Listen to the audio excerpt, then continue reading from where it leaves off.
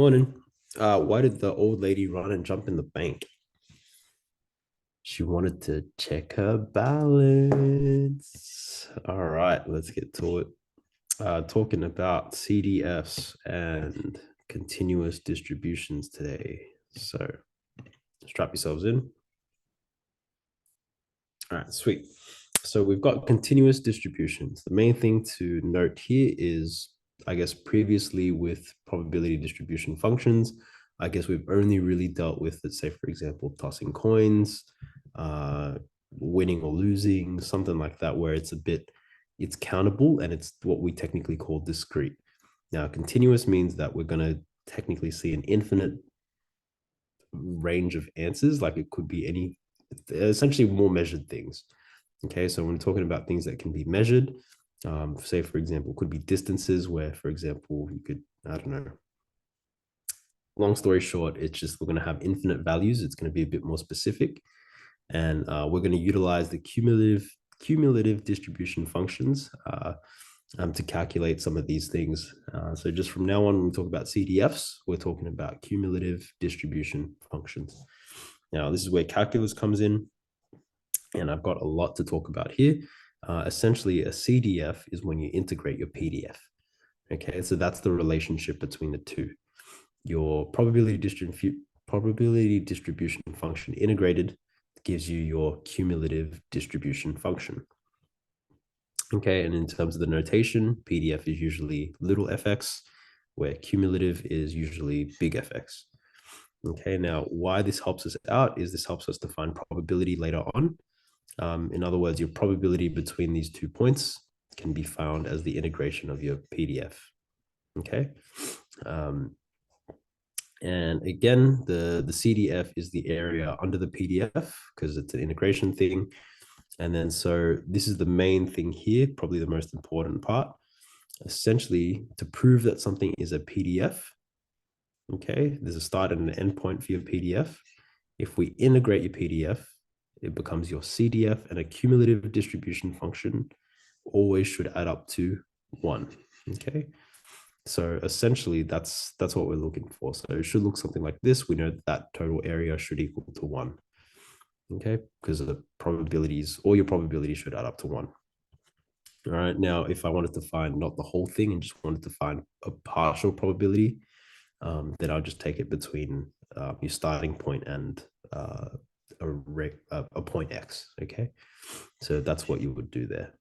Okay. Now, a couple of things to note. Why your cumulative distribution function is helpful is because it helps you find your median, lower quartile, upper quartile, decile, 24th percent, any kind of particular thing. It gets you to find that, which is kind of helpful. But then it also helps you to find things like the mode. And the mode, I want you to imagine if there's, let's say, a function like this. We can see here that that's your local max.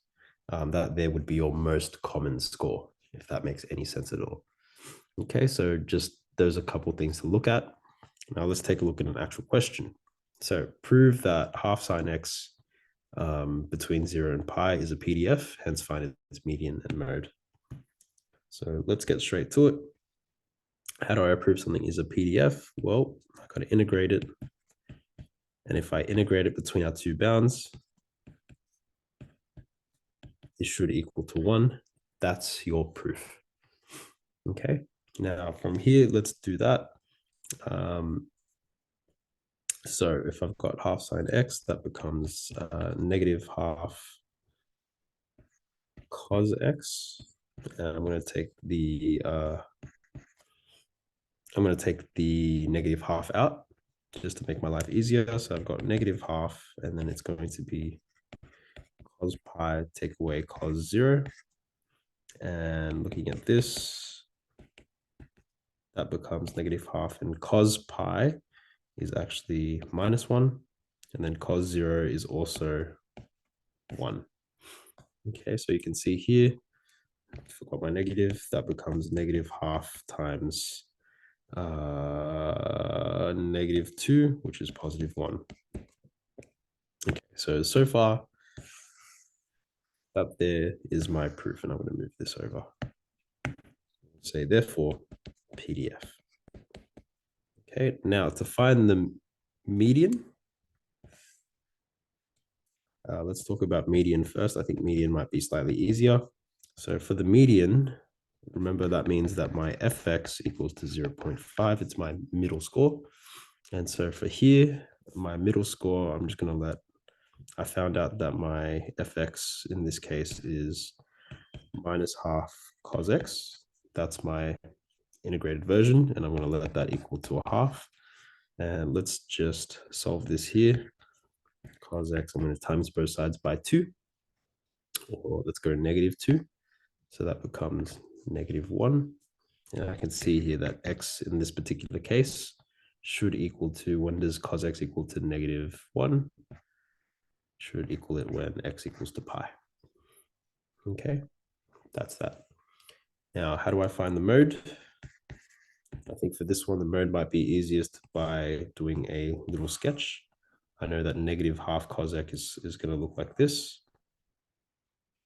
And if I'm looking between, I'm only looking between 0 and pi. And you can see here between these 2 points, sorry, that's not 0, that should be minus half, positive half.